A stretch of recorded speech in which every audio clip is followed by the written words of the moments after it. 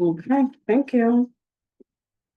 Good evening, everyone. Apologies for the technical difficulties, but Khalid, he's a tech whiz, so thank you for that. Um, welcome to the Environment Open Space Parks Committee of Community Board 11. My name is Rosa Diaz, and I'm the chair of this committee. The meeting is called to order at 6:55. I'm sorry. You're just gonna keep No going as fast as we problema. Tonight, we're joined by Khalid Nixon, the staff liaison to our committee. Some ground rules, no one may speak until granted the floor, community board 11 members. If you have a question about board business or wish to make a motion, please raise your hand and wait to be recognized. To raise your hand through Zoom, click the participants icon and you will find the raise hand function there. Members should not engage in a back and forth discussion. The chair will recognize the next person to speak. Please keep your questions and comments brief and on topic to the discussion. Members of the public, if you have a question or comments about the subjects of the agenda, please raise your hand and wait to be recognized. We will now take attendance by roll call. Thank you, Khalid. All right, committee members, there are 8 members on this committee, 5 are needed for quorum. Thank you. Fernando Alvarez. Rosa Diaz, Present. Greg Chancellor. Chancellor Greg, excuse me, sorry. I'm present. Thank you. Malik McCullough. All right, Samantha Pedrero. Debbie Quinones. Present. Thank you. Russell Schuler. Present. Agatha White. Present. Thank you, Agatha. You have quorum, Chair. Thank you so much. And we are going to read, right, Mhm. right. The agenda for tonight's meeting was distributed ahead of time by the board's office and was posted online. If there's no objection, we will adopt the agenda as stated. Committee members, if you object to adopting and to be recognized. Seeing no objections, the agenda for tonight's meeting is adopted. The minutes from our last meeting was distributed to the committee members ahead of time by the board office. If there's no objection, we will adopt the minutes from the meeting. Committee members, if you object to adopting the minutes, you may raise your hand to be recognized. Seeing no objections, the minutes are adopted, and the minutes from tonight's meeting will be taken by Chancellor Gray. Thank you so much. And We should keep it moving. we are going to go with the agenda. We already did roll call to order. Adoption of April's agenda, approval of March minutes, and the announcements come after. We're gonna have presentations and discussions with one letter of support, Central Park Conservancy Parkwide Entry Rules Signage Proposal, and informational only, Connecticut's Environmental Initiative, flood preparedness with Notify NYC, increased risk of flooding with trash clog catch basins in East Harlem, and budget request submission form. And we also have old business, community board, 11 members. Obviously, we are doing our Earth Day conference. We're gonna have summer planning and final logistics, and we're having the community garden tours 2026, more planning and logistics, and then we're going to go with new business, roll call, and finally adjournment. And we are going to start with any announcements. Any announcements, please come to the mic. Come closer. Okay, my name is Maria Kessler and I'm with the Friends of the East River Esplanade. And I just wanted to give you here an update that during our annual meeting next week, we are going to hear from New York City Parks and then NYC EDC an update on Bobby Wagner Walk, which includes 107th Street Pier, East River Esplanade Phase 3, and Manhattan Greenway Harlem River, which includes the 80s all the way through 132. So these are updates. We have not heard anything from the NYC EDC in a solid year. So I'm hopeful I will report back what I learned. Also, as part of the East River Esplanade, we are kicking off our free programs. These are at 60th Street, Andrew Haswell Green Park. They're all free. They're live music events. One is in April, April 19th, and one is in May, May 16th. So I have submitted this. Hopefully you can put it in your community calendar. And then the final piece is that we are participating in the Harlem Walk and Talk, which is supported by or led by New Yorkers for Parks and the Playfair Coalition. And they're going to do a walk of East Harlem parks on April 18th from 11 a.m. to 1 p.m. That's it. Thank you. Anybody else? Okay, I do have an announcement. Bridging Communities in Culture Together is having a food pantry on April 4th. In front of East Harlem Community Partnership at 10 a.m. The address is 71 East 111th Street. We're also going to have Beautify Cherry Tree on April 19 at 12 p.m. The address is 99th Street and 3rd Avenue. And lastly, we're having an empowerment, Know Your Rights with Hispanic Federation from 5 to 7 p.m. at 71 East 111th Street. Second floor, everyone is welcome to join. Okay, so informational updates, city agency, Parks and Recreations.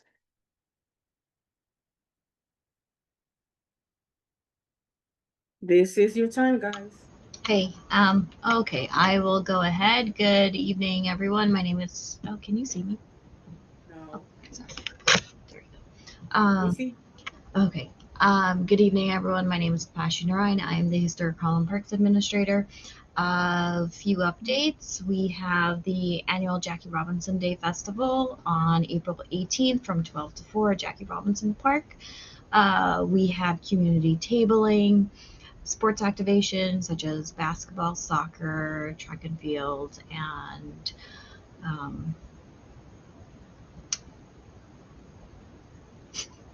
I'm not thinking of the fourth one, but there is a fourth sport, and we also have live music. QB Words typically table, and QB Word 11 has agreed to table, so I know I'll see you there. Okay, and then as we go on, Marcus Garvey on April 18th as well at the Rec Center. We have Pelham Chess Royale. It's from 8:30 a.m. to 3:30 p.m. And it's your chance to test your skill at the Pelham Fritz Chess Royale and to be crowned Harlem's chess master.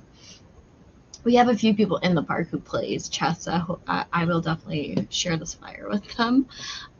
We also have at Pelham Fritz, we have on April 24th, which is a Friday, from 5 to 7:30 p.m. Pelham's Fritz Zen Glow and Flow. It will be like a glow in the dark event with some Zen activities such as stretching, Pilates, and more Zen stretching and meditation. And Yes. Tabashi. You froze. I froze. She Can you see me froze my move now? computer. She's frozen on your computer? Yeah. Oh, then the mic. Okay. I think we can hear her now. Now we can hear you. Go ahead, Tabashi. Sorry. What was the last thing you heard? Something about glowing in the dark. Okay. So April 24th from 5 to 7 at Pelham Fritz Rec Center, they have a Zen Glow and Flow. So it's glow in the dark body paint, and you'll be able to do Zen stretching, Pilates, and more Zen stretching, and you get to like hear some Afro beats as well. Let's see. And we're hiring for Historic Harlem Parks. We have an internship position available. So if you do know any young person who wants to work with me in Historic Harlem Parks, me and my park managers as well, we have a position available for on as an internship, which is just 3 months, and they have like about 40 hours a week. So please let people about the opportunity. We're also hiring our seasonal park staff workers. So this includes our city seasonal aide, gardeners, associate park workers, and city park workers position. So do check out our website for those. And that's it for me. Awesome. Thank you, Tabashi. Mhm. Luke, you ready? I think Jonathan might have some. Go ahead, take it away. Whoever's ready. All I'll right. I'll go after Jonathan. That way you get all of Harlem in one bit. All right, cool. Good evening, everybody. John Kovacs, Park Manager in District 11. Happy spring. So with the coming of Earth Day and it being spring, we have lots of volunteer events happening around in the parks. Coming up on Sunday, April 12th, at 11:30 a.m., we have an It's My Park at 110th Street Trees.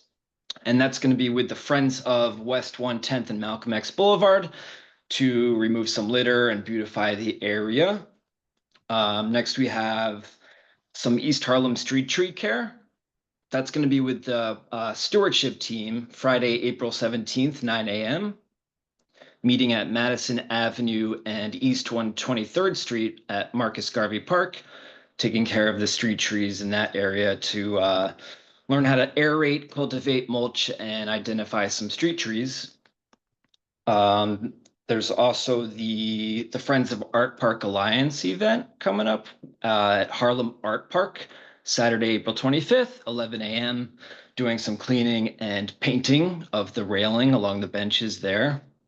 And then finally, with spring break and school being out, it's Kids Week with the Urban Park Rangers. So every day next week, Monday through Friday, that's April 6th through the 10th, there are different Kids Week nature-themed events throughout the whole borough of Manhattan with the Rangers. So you could bring your kids out to different parks throughout the city and get to enjoy the parks and learn about nature with the Rangers. So with that, I'll pass it along.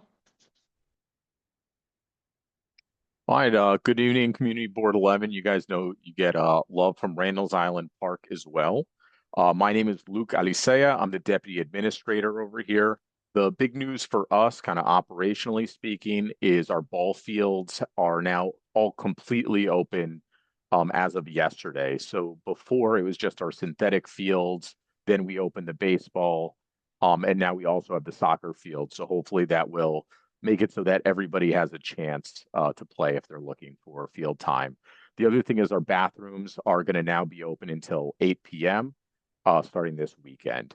I'm going to list a fraction of the events that we're hosting, but I also know that we just bombarded you with a bunch, so I'll also link our calendar in the chat, and you can also find all this stuff on our website as well, just because I know it can be a lot. On April 10th, that's going to be our big event where we're hosting a community field day to celebrate the reopening and restoring of the 80s fields, which were offline for a while. It's free, family-oriented event. It's going to have sports clinics, games. Most importantly, there'll be free food and free ice cream. So please get yourselves over there if you can. We're also hosting a pressed botanicals workshop on April 18th, if you want to work the arts and craft angle. We will be at Community Board 11's Earth Day celebration where we'll be tabling. But, you know, tit for tat, we are also hosting a Earth Day festival on April 25th. If anyone wants to, you know, double it up and really honor the planet. And then we have our Jesse Owens Track and Field Youth Program, which is starting on April 25th. That's going to be out of Tom Jeff Park, but Randall's Island Park is helping facilitate. And that's something where youth can get some coaching and tutelage on how, to best pace themselves and just get ready for running track experiences in general. And finally, we have a river sweep event if you want to do more environmentalism on May 2nd, where it's more focused on the waterfront itself. I appreciate everybody's time, and pending any questions, that completes my my report for the night. Thank you so much. Any questions from any of our three presenters? Okay, we're moving on. Thank you so much. See you soon. And do we have the Department of Sanitation? No. Okay, the Department of Environmental Protection? Oh wait, Matt didn't even speak. Matt, did you wanted to say something? Or hi? Maybe he's busy. Okay, so Hello, Parks- everyone. My colleagues covered everything I would have covered. So just happy evening. Good to see everyone. Thank you so much. Sorry to put you on the spot. Okay, and now parks advocacy groups and other community-based organizations. Okay. So we are going with the first presentation that would like a letter of support, Central Park Conservancy Parkway, sorry. Entry rule signage proposal. You can take it away. Great. Good evening, everyone. Nick is going to present. I'm Sandy Huber from the Central Park Conservancy. I'm here with Nick Koster. Is it all right if I share my screen with some slides? Yes. Yes, please go ahead. Okay. Everyone can see that? Yes? Great. All right.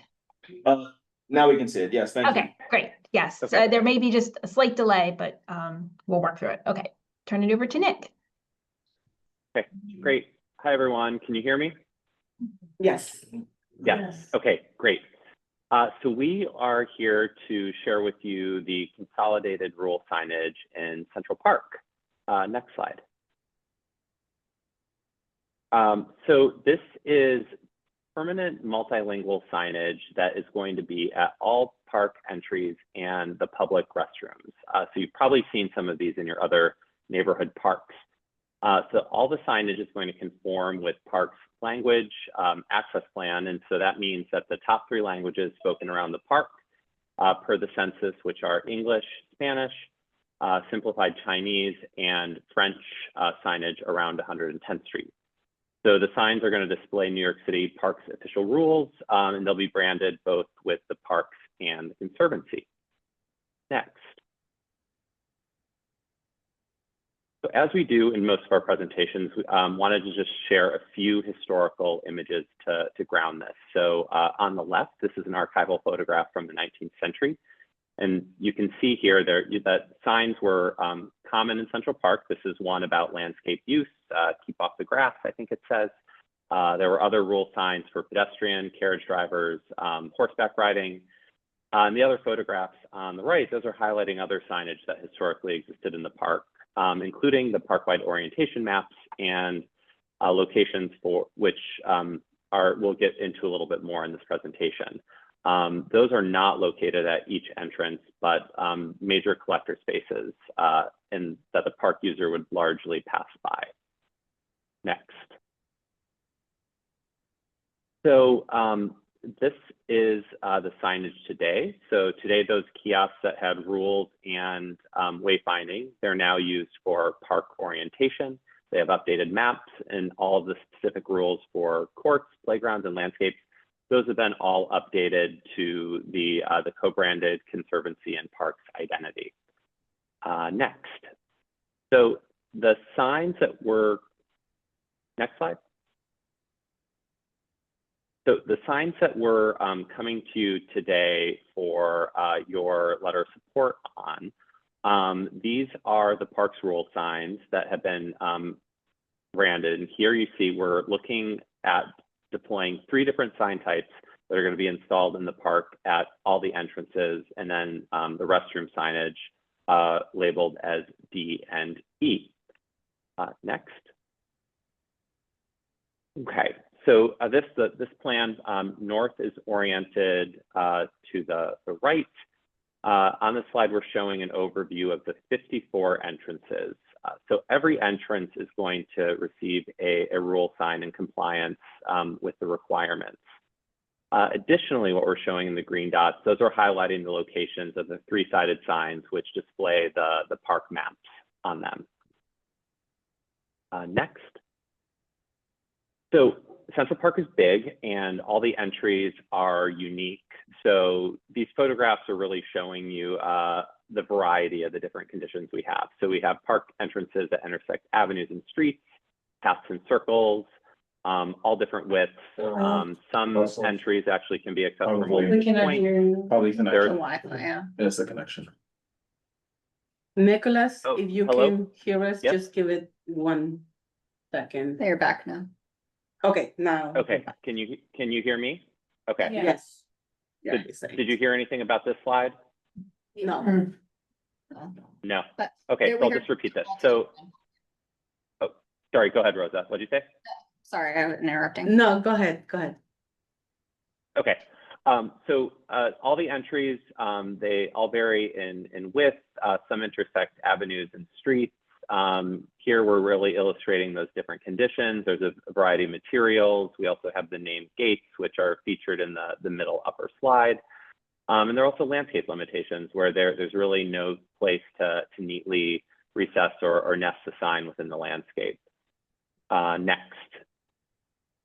So now to show you the strategy that we're looking. Really wanting to standardize where the signage is as much as possible. And an overarching goal is to really nest the signage into the landscape wherever we can and to be as minimally disruptive to the park user experience, but making it accessible for those that are coming in and might be experiencing the park for the first time. So to accomplish this, that's why we have the 3 different size types that are scaled sort of appropriately for the entries. So the green sign type A, that's largely located at the north and the south, which are the busier entries, as well as the 2 busiest entries on the east and the west. The blue sign, that's really more our neighborhood scale sign. So a lot of the smaller entrances where you enter playgrounds or some of the other gates. And then sign type C is sort of the exception. That's really where we're not able to embed the sign in a landscape and we need to use an existing piece of infrastructure. And so we'll show you an example of each of these 3. So next, here's an example of sign type A. So the widest type, we have both a before and an after photo to show how these will be incorporated. Each condition is unique, so they'll be appropriately cited. They're all freestanding on steel frames, so it's a 2 to 3 inch pieces of steel that'll be anchored into the ground, and then the sign is mounted on it in a way that's very easily removable if the sign were to be damaged. Next. So sign type B, this is the narrower sign. It's for the less congested entries along the east and west side of the park. These are also freestanding, very similar. The frame is just like the other frame for consistency throughout. And next, this is sign type C. So here, this is the smallest sign for use in the hardscape area. So this is at all the circles where it's largely paving. So these would be mounted on poles. And we have one location where it's just a wall-to-wall of benches when you enter the park. So we're able to locate that one on a pole as well. Next, so concluding with the restrooms. So there are 20 restrooms in the park, all the way from the south up to the north that are spread out. These will all be receiving updated rule and tactical signage in Braille. Next. Also, just like the landscape signage, historically signage was a part of these. So this is a photo of 2 older vintage restrooms. So the dairy restroom, which no longer exists, and the Delacorte restroom, which was just renovated this past year. These are photos that are taken from the 1934 restroom survey that was undertaken during Robert Moses' administration. So just illustrating some of the historic wayfinding and rule signage. Next. So as you're probably aware today, it's quite a variety of signage. Some restrooms have rules, some don't. We have a variety of non-compliant and compliant tactile signs of different vintages. So that'll be all updated as part of this update. And next, the final slide, this is just an illustration. So the Great Hill restroom is a restroom that's currently been closed from the fall through the winter. We're in the final month or two of construction. So this is illustrating what that new signage will look like when installed. So you have the rules and the tactical sign mounted at the appropriate heights for visibility as well as touch. And so once we go through all of the community boards and both landmarks and the Public Design Commission, assuming all goes well, our hope is to do these installations this fall for both the restrooms and the entry signs. Next. And then we'll just conclude on this slide. We also, after this, have the park plan if there are any questions, but Sandy and I are here to hear any questions or comments you might have. Okay. Thank you so much for the presentation. Any questions from members? Yes, we have one from Agatha. Two questions actually. Of course. Please speak a little bit louder. Sandy, I forgot his name. Nicholas. For Nicholas, thank you. How many languages did you mention? I'm not sure if I recall. He's saying how many, it's gonna be multi-language, right? I was just curious to know and Yes. and why did you choose those languages? And number two, for the tactile, I only see it for the restrooms, right? Like the women's side, but is it going to be on the welcome sign as well?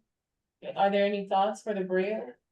Braille? Sure. So yeah, so I'll start with the question on the signage. Could you repeat the number of languages? The number of languages. Oh, the languages. Yeah. So the languages were determined by the last census data.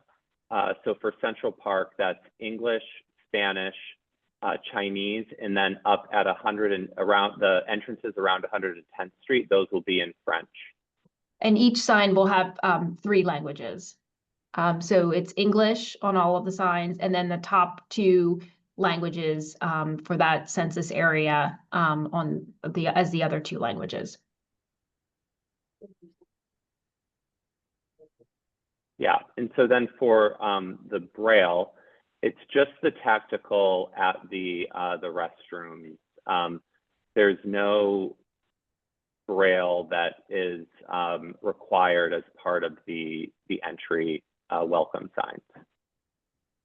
Even if it's not required, it wasn't perhaps suggested or thought to be used perhaps? Even like, especially on the most traffic entry, I'm just wondering. Yeah, no, this is the first time it's come up. It wasn't something that we reviewed with parks. Okay, just a suggestion. Thank you. We have another question. I was wondering, have you guys considered adding QR codes to these signages for reason for, for people, because you guys don't have Braille on the welcome signage, but a lot of times they someone can scan it for them so they'll be able to hear it. And also for other people, for other languages. So like you said, like the French language is only towards 110, yeah. But not further down on the other entrance. Where we have tourists and everything that they can scan and still see the languages, and also be tied to the maps of that. Have that been considered? Yes. So yeah. So yeah. Oh, go ahead, Sandy. I was gonna say, yeah, so all of the signs, they do have QR codes that may be just a little hard to kind of read on the screen, but they are kind of down here in on the lower left.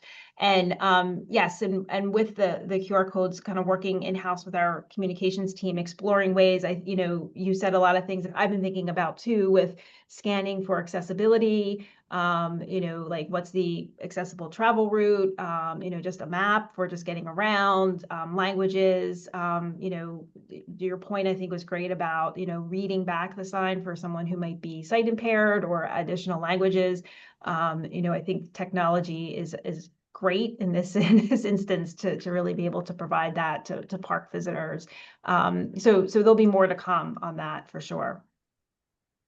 Thank you. We have another question, And this is Debbie totally and not related, but you do have some signage for the bathrooms, the restrooms, and I'm wondering, are there any designated bathrooms that are all gender? Usual. We, within the park, we have family restrooms. So those are all what we consider are all gender restrooms. So we have those at the Davis Center. We have them at Chess and Checkers, and we have one at the North Meadow Center. So there are currently 3, and every time we do our programming to restore a restroom, it's something we evaluate if we can fit it in. So it's within our framework of goals for each renovation, and we've been able to do it at 3 of the past recent restorations. Thank you. Thank you, Jessica. Thank you for the presentation. Not a question, but just a offer. The Columbia University Center for Smart Streetscapes team has been doing a lot of work around the accessibility and signage. So if y'all are looking for some guidance, they've done a lot of legwork on this, and I'm happy to make a connection. Great. That's great. Thanks, Thank you. Jessica. Yep. Okay. Thank you so much for the presentation. I guess, right now, we're not gonna vote on the letter of support. We have a 30-day rule, as you guys might know. We will vote on these, in our, on our next meeting in May. And keep us posted of any suggestions if you guys are taken into consideration. We'd love that. And please send me the letter, in advance so we can review it too. That's it. Thank you so much. Thank you. You. Okay, Thanks. bye-bye. Thank you. Okay, and now we have Penn Edison's environmental initiative, betterment. Let's see. Don't think that. Oh, let me check if she's in the participants. He should be. Raised by Larson or any Con Ed Right. representative, but Barbet is not online. Do we have a Con Ed person with us virtually by any chance to go over Con Ed environmental initiatives? Okay, they're not. Okay, we are moving on to flood preparedness with Notify NYC. Good evening, my name is Joanne D'Alessio. I'm part of the emergency management group for East Harlem and Central Harlem. So we're the community emergency response team. What we're going to discuss today is how to prepare for a flood, basically. But our first part of it, most of you already know about our program, NYC. Okay, emergency management. They prepare you, like for us, we go out to educate you before, during, and after an emergency, what to do for that time. So what they basically do. Next one. Oh, that's not. Sorry. Oh, yes. Okay. We teach you how to plan and prepare for the emergencies. Also, if you put it the next one, I'm sorry. Okay, they take care of response and recovery.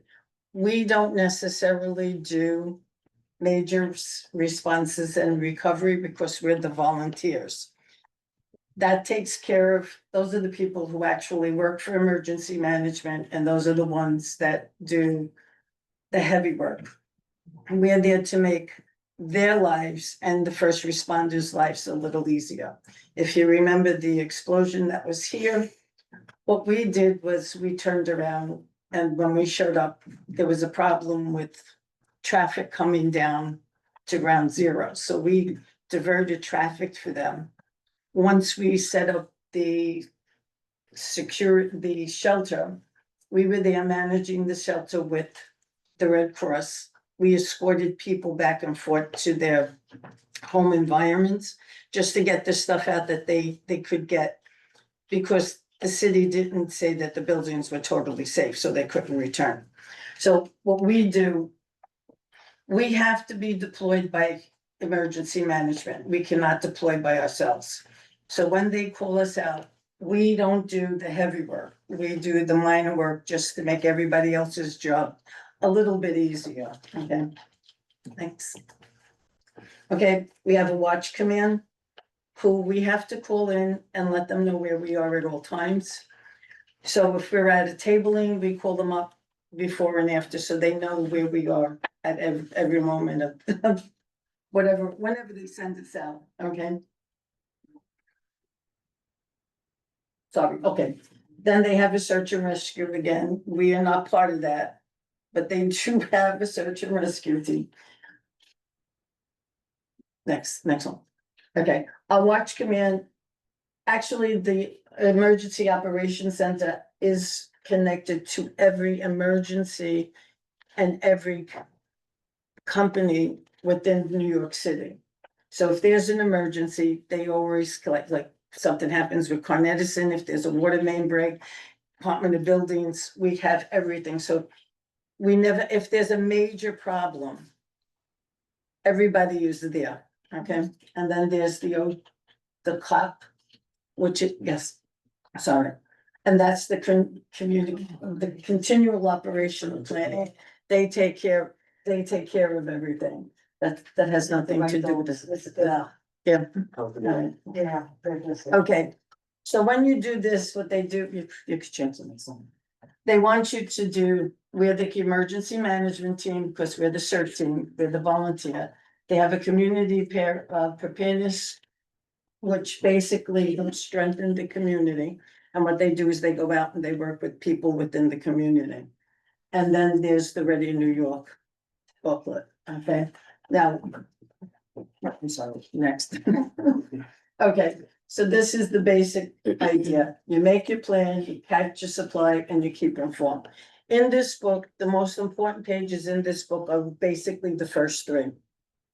Your first 3 pages tell you how to get your supplies together, which is basic, because most of the supplies are basically in your house. But the most important ones are getting all your personal papers together. That'll take a while. Your medicine, if you take any type of medicine, keep it in one place, so you could actually take it, put it in your go bag and go. Okay. Personal papers are anything that's legal. So your birth certificate, your social security card, your Citizenship. social security, your lease, your marriage license.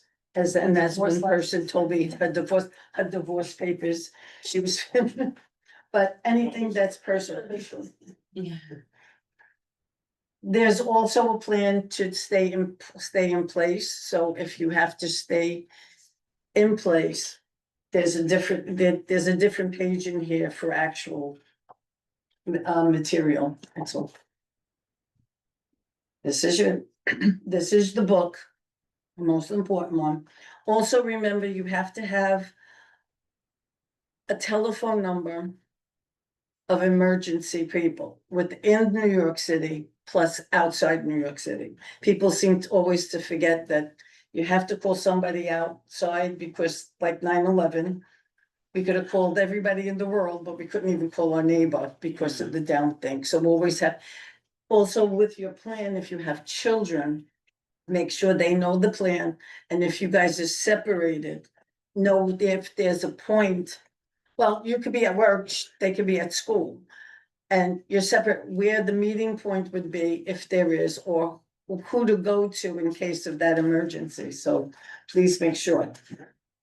Also make sure in case, in my case, I have my next of kin who I would actually call lives in Long Island. If they can't come in because of the weather, I have to pick somebody else that could come in. Also, when you do your escape plan, if there's a problem in front of your building, you're gonna have emergency equipment there. So with the emergency equipment there, the person can't pick you up in front of your door. So you have to have a 5 to 10 block radius of where that person can pick you up. So know exactly what their route is. In my case, my brother would be coming in from Long Island. My best place would be 120th and First Avenue or Second Avenue. So he could pick me up and then just turn around and just go back. So know how the person comes in and what to do. Also make sure that everybody else in your family knows what that route is, okay? So in case of buses insert, for me, in case I have a cousin who also lives on the west side. So if I have to go to them, I have to know an alternate route to get to them. So are the buses gonna be running? If it's raining, the worst place to be is in the subway, because if it floods, you're in trouble, okay? Thanks, please. Okay, again, include a communication plan, always keep everybody informed, always keep your phone fully charged. Know when to evacuate and when not to, but most important, if we come by or any person comes by and tells you to evacuate, please evacuate. We're not telling you this because we want you to leave your house and have somebody come in and steal or anything. We know the dangers and we don't know when we're gonna come back. For instance, if a hurricane hits, you don't know how long that hurricane is going to be, and if we could come back to you right away. I mean, we could have a flood with a hurricane, because if you notice, when we did have Sandy, up at 135th Street, most of that area was flooded, so we don't know when we could come back. So if we tell you to evacuate, please evacuate. The nearest shelter for us is on 114th Street and Amsterdam Avenue, which is a pretty far place to go when you think of it, when we're on the east side. And one of the reasons is that we're basically in a flood zone. So there's nothing that we could actually say is high enough for us to turn around and actually be above ground, okay, in case of a flood. I mean, hopefully we won't have that major flood, but you don't know. Anything could happen in this day and age. Yeah. Okay, so a basic go bag. It's to your personal needs. I would advise you that if you notice there's a $5 bill there, don't. I would keep singles, and I guess you would call it bingo money, your nickels, dimes, quarter, just change just in case. Always have your go bag, you check every 6 months. So make sure that your batteries work. Make sure you have extra batteries in your house, because if the lights go out in your house, you don't know where you're gonna be. And if you're clumsy like me, you walk into a wall and you won't know where to go. So, I mean, just make sure you have enough batteries in different places. If you have pets, your pet gets a go bag also. Don't forget the pet, and in case of anything, the pet goes with you. Don't run out and leave your pet behind, because the pet comes with you, okay? And any other this is personal, so the personal is what would you do in your spare time? So do you like to read? Do you like to do crossword? Keep something to keep you occupied in your go bag, okay? So the personal thing is if you have a simple plastic bag, Ziploc bag, put all your stuff in there. All personal items, all important items, they have to be in regular closed Ziploc bags. Your clothes, you're not going on to the Bahamas, so you're not pulling this in And putting in lots of clothes. Take a pair of old sweatpants or a pair of tights. Put them in, wrap them up, change your underwear, change your socks. Something simple, because you're only gonna spend 3 days hopefully with us, and then we could get you back into your house. Or if you're going to be at somebody's house, have a small bag there already, so you have some change of clothes, so you don't have to worry about it. Any snacks you put in there, please make sure there's snacks that do not have salt. Because if you always know that just when you can't drink or you don't have enough water around, that's when you're the thirstiest. So, and according to our booklet, every person in your house should have 3 cases of water with them. So if you have 4 people in your house, that means 12 cases of water. And that's an awful lot of water. I don't know about you, but I don't think I could actually keep 12 cases of water in my house. So know how much you could hold. And there's also a 5-gallon container that's collapsible. So if you could go to one of the Army Navy stores or camping stores, they have those, and you could at least keep it. If you hear of bad weather, always turn around and fill those up, because that's your drinking water. The tub water that you're going to fill up, which none of us remember to do when we have a heavy storm, that's to flush your bathroom. If you forget to fill up your tub, you're gonna be using your drinking water, which is not gonna be a good idea, so. Make sure you fill up your tub, whether or not we're gonna have a major thunderstorm, or if we have a hurricane and you don't lose water pressure, still fill up your bathtub. Because just in case you lose water pressure, you can't flush that toilet. Okay? Thank you. Next. Okay, these are the basic things if you stay in place. If you're staying home, these are the things that you keep on. They have gallons of water, but they also have the 5-gallon containers. I would advise, if you ever go to a National Guard's presentation, they actually give you a 5-gallon water bottle for you. Okay, next. Okay. Notify NYC it's a very easy thing to put into your phone. It gives you all the emergency things that are going to happen. It's a good thing to have. It's notified. There's also a notified part to this where if you live in a basement, you could be part of that group, which actually tells you and keeps you alert in case of emergency weather. Okay, next. Okay. What kind of alerts could you receive to stay informed? And these are the alerts that you could have. There's the basement alert for anybody who lives in the basement. If you don't have one of these, I have some there. And if you need more, just let me know and I'll get more for you. Okay, let's go into our flooding thing. Okay, we have them available in all kinds of languages. Those booklets, you have them available in more languages? I just have those right now, but if you need more, I could always get you. And if you need any of these languages, just let me know. Okay. Okay, NYC. We could go to the next one. Next step, okay. Plan ahead, have your emergency booklet.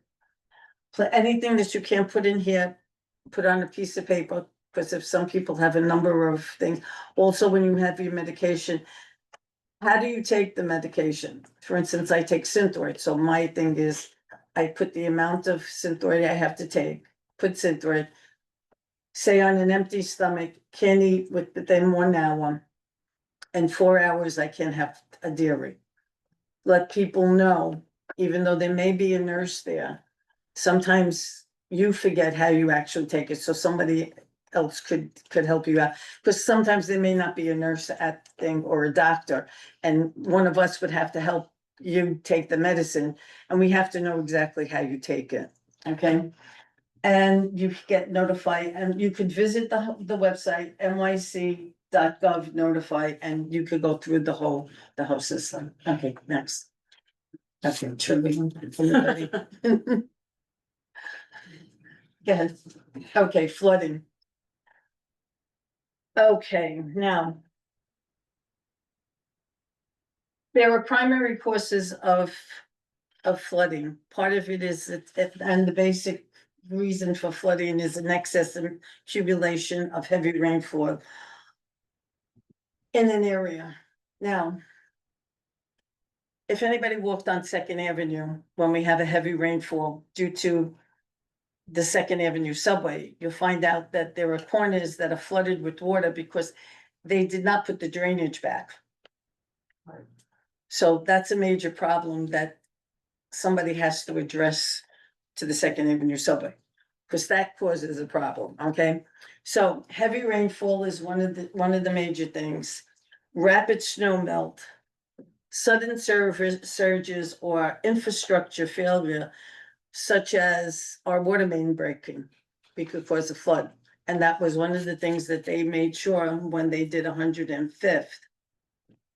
That the Second Avenue subway saw that the infrastructure of the piping there, they redone that area because they didn't want the pipe to burst once they finished the subway.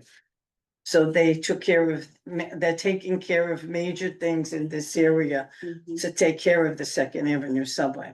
Okay, so if we live in a coastal area, where we have a risk of high tides and hurricanes. Urban areas are affected basically by drainage and steep terrain.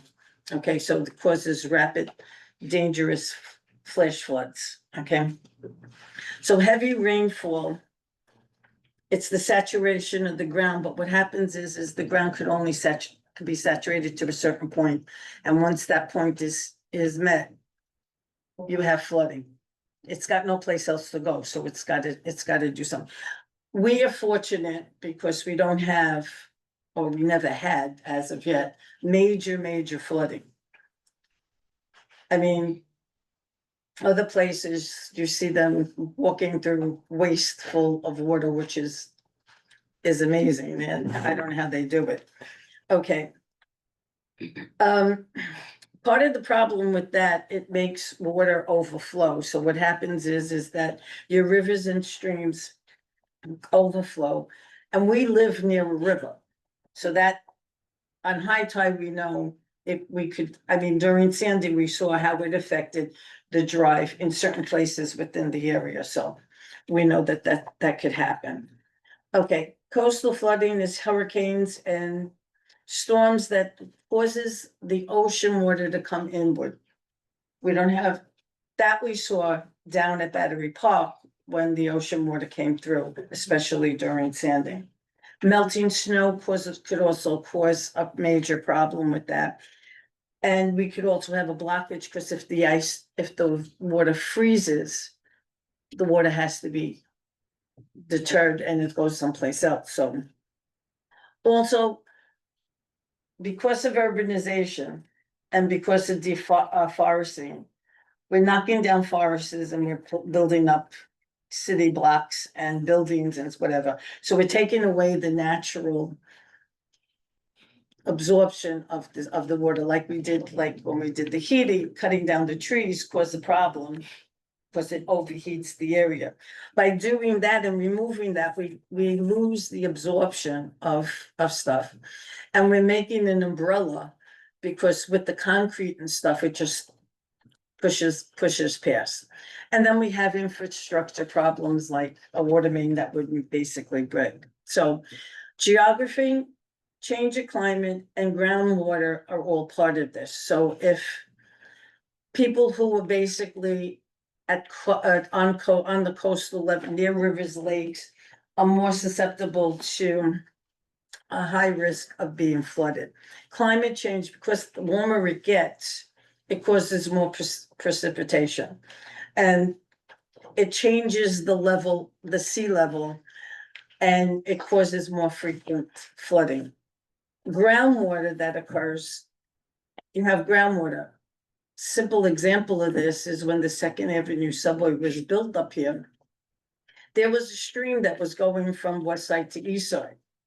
It interfered with the Second Avenue subway. And what happened is the guys diverted the stream. Now, we didn't have much rain in the sixties and the seventies and the eighties, so that wasn't affecting anybody. But come the nineties and the early 2000s, we had a lot of rainfall. And at the time I was working at a Lady Queen of Angels school, we went in one morning and we had a foot of water in the school cafeteria. And we had no idea where this water came from because it was fine, you know, that we walked out and we didn't have a problem. We came back Monday and we had a foot of water there. I didn't think of it at the time, but we wound up we had to do the usual, pump the water out, rip up the stuff. They had to do all the everything. And then I happened to remember that Second Avenue subway diverted. Oh, And what wound up happening is because of all the rain we got, the stream started to flow. And as it was flowing, it backed up near the wall and didn't divert fast enough. And that was causing flooding in that area. Okay, so we don't know what's going on underground sometimes, okay? The impact of this is that more people are affected by a water disaster than any other disaster we have. Okay, because more people also die from this, so it's also economical and social and environment. There's a greater impact on that. By the year 2050, the cost of flooding is going to be over $11 billion. Okay, and our hard engineering, like dams, levees, and seawalls, are not going to be capable to work against the changes that are going to occur in society, okay?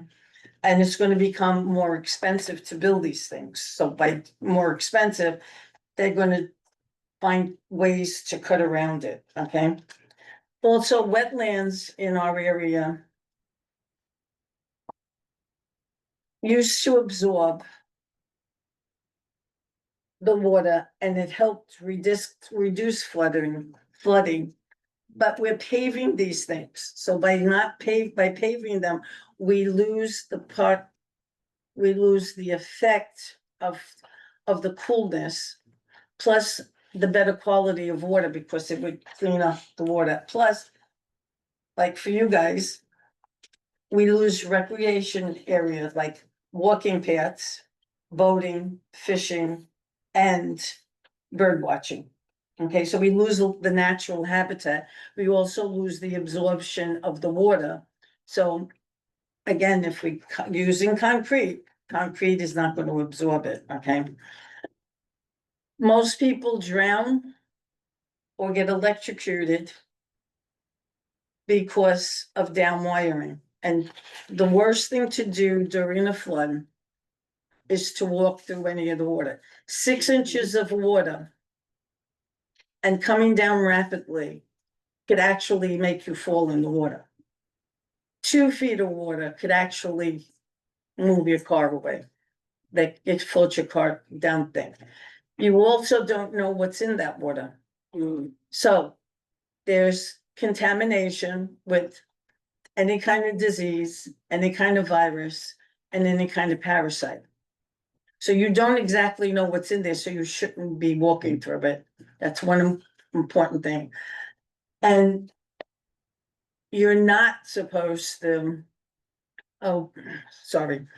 you can't walk in it, and then you don't know down the way, there was an electrical wire that came down, so you could be electrocuted through it, okay? So, in order to know what to do before, one, create your plan, assembly a go bag, purchase flood insurance. I know this sounds weird, but your actual homeowner's policy does not cover flood insurance. So when you do this, please make sure you know that there's flood insurance in your thing, and stay basically informed. And no emergency evacuations, so the things you have to do is, again, never walk or drive through water. Do not ignore our evacuation plans and just stay away from any wires that are down, okay? Thank you so much for the presentation. Is there any questions? Well, I'm just terrified. Okay.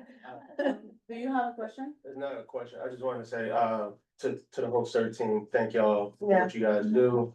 It is very much unappreciated, but it's very appreciated. And then just to remind everyone, if you want to join CERT, you can join CERT. It is for all New Yorkers. You can just simply Google CERT, CERT, by the way, New York City, and, ways you can join. And then with this as well, know your evacuation zones, there's 6.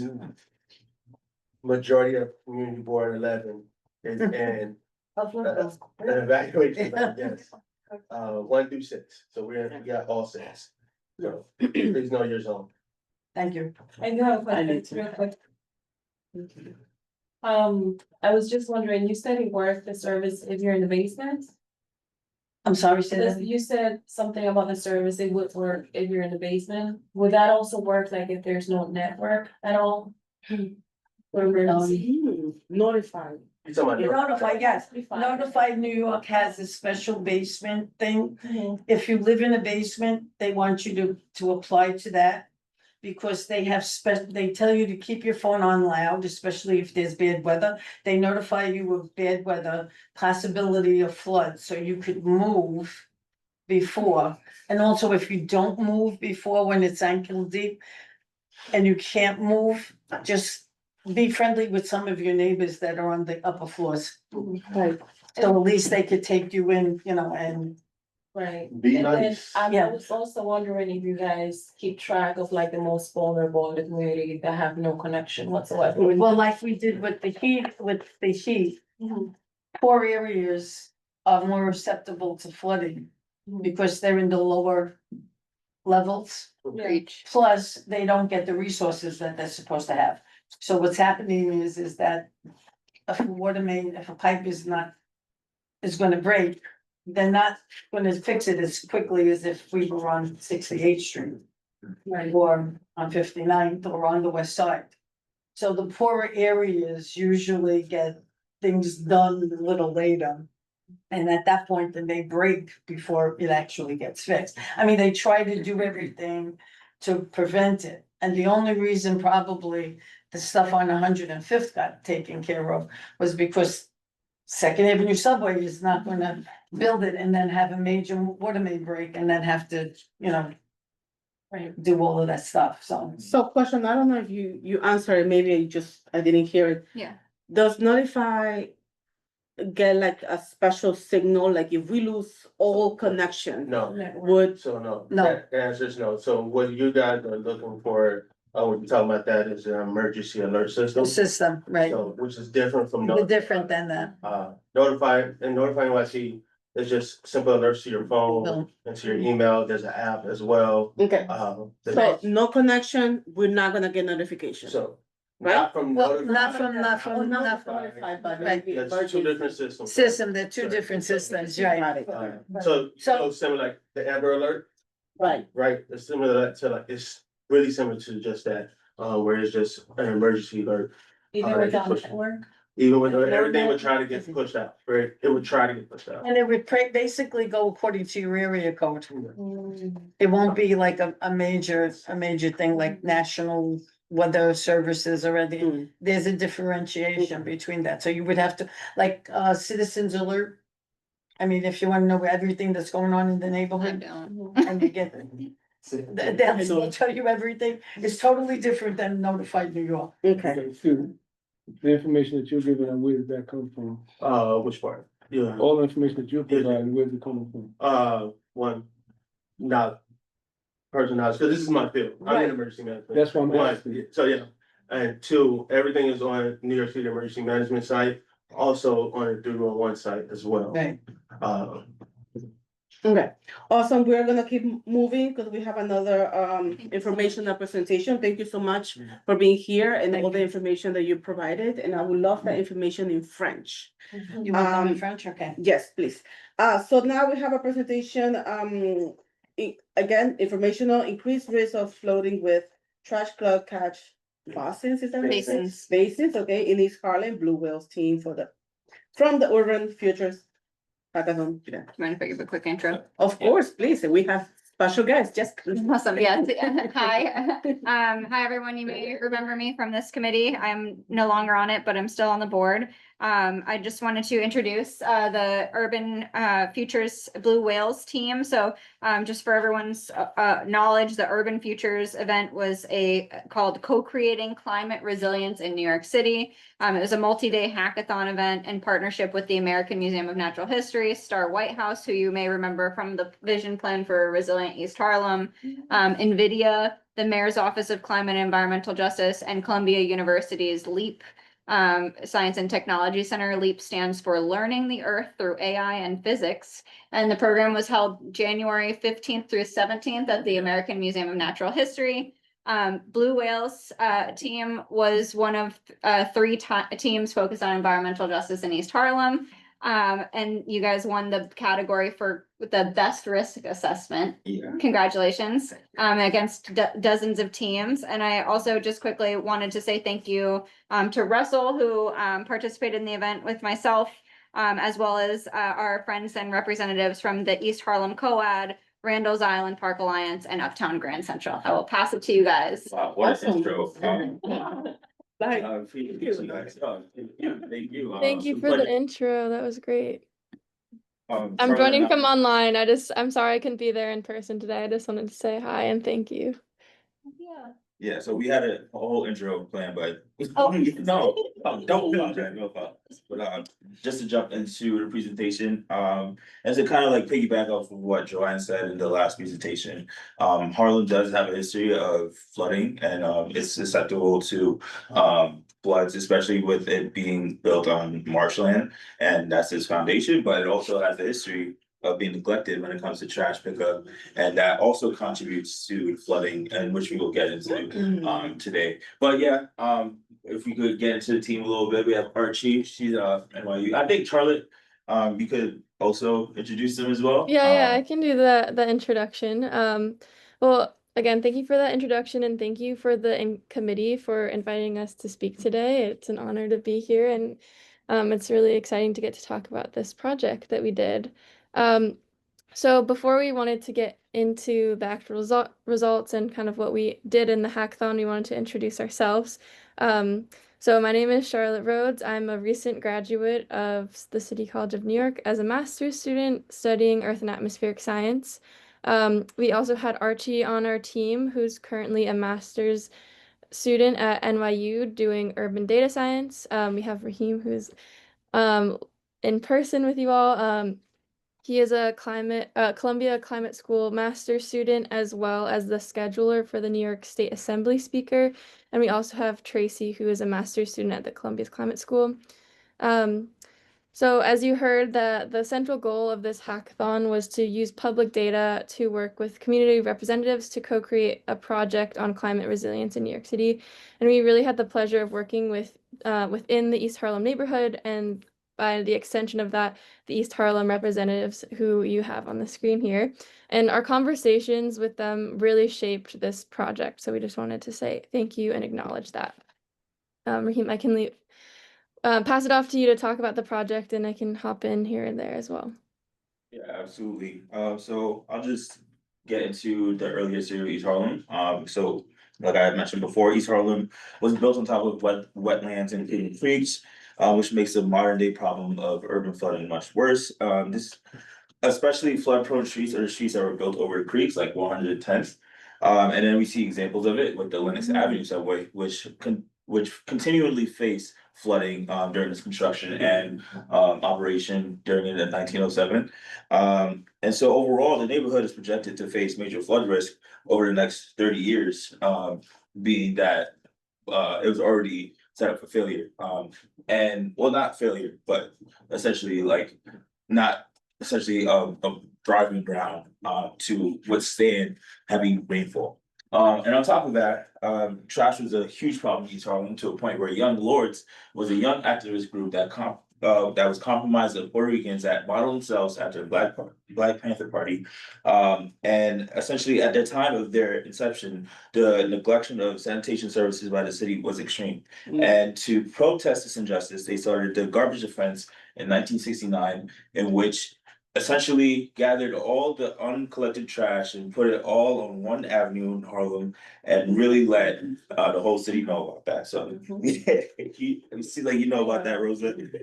And in our conversations, there's mentions of how sanitation services in the neighborhood were still far from satisfactory or just. So we could go to the next slide. Okay, so this is our some kind of like our definition map, or problem definition map. So let's get into it. So East Harlem's flooding risk isn't only about rain, it's about trash. When bins are scarce and pickup is inconsistent, litter accumulates. So during these storms, the debris moves into catch basins, the street drains that NYC relies on to move stormwater, raising the chance of clogging and localized flooding. Our project uses NYC open data to show that sanitation service gaps can become a climate risk. So essentially, you got your litter basket, the less frequency of it, the less that people are reporting that they don't have enough trash baskets. And that then equates to trash overflow, which could then be seen in these catch basins. And because you have essentially like trash overflow, you can see where the water accumulates and makes flooding absolutely worse than it needs to be. So we can go to the next slide, Charlotte. Is there anything you want to share, or you want me to keep going? Are you asking me? No? Yeah, I was asking. Oh no, yeah, you're great. I mean, I can speak a little bit to the data sources and maybe how we used it briefly. So as he mentioned, we used NYC Open Data, which is free and public data that is hosted from the city. So we wanted to connect the lived experience that we kind of gained from our conversations with our the people that we worked with measurable patterns. So the data that we kind of reached for in this hackathon was the 311 service requests. We also found the locations of all the catch basins within the city through NYC DEP. We also looked at the litter basket locations, and that's data available from DSNY. And then we also were looking at stormwater flood maps. So we were looking at flood maps of current scenarios of different severities of storms, as well as projected storm severity and flooding. And with that data, we used some geospatial overlay and a hotspot analysis.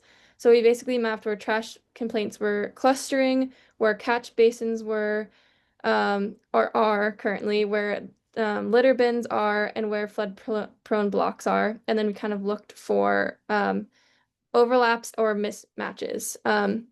Just something to note here, we used something called GeoPandas, which is kind of a method, and that kind of became a namesake of our hackathon project title.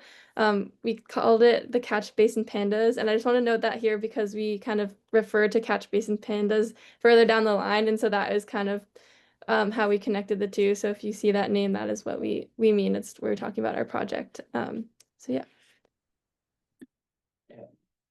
Thank you, Charlotte.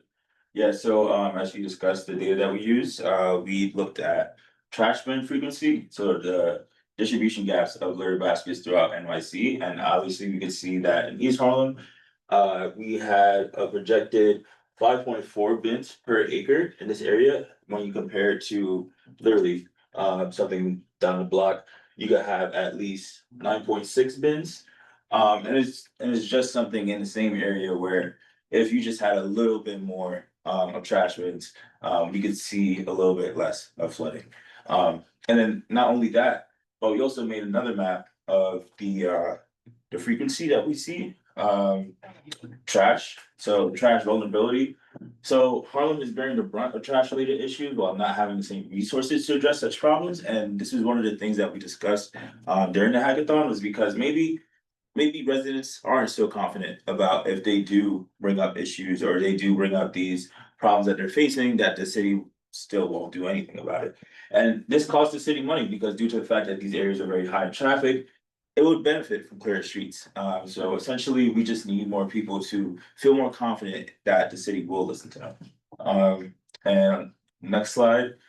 On top of the map, we have trash vulnerability. We also have the catch basins. And so this is really important to the project because the average distance from catch basin to trash in East Harlem was 46.7 meters. And the average distance from catch basin to trash in Upper East Side is 19.8 meters.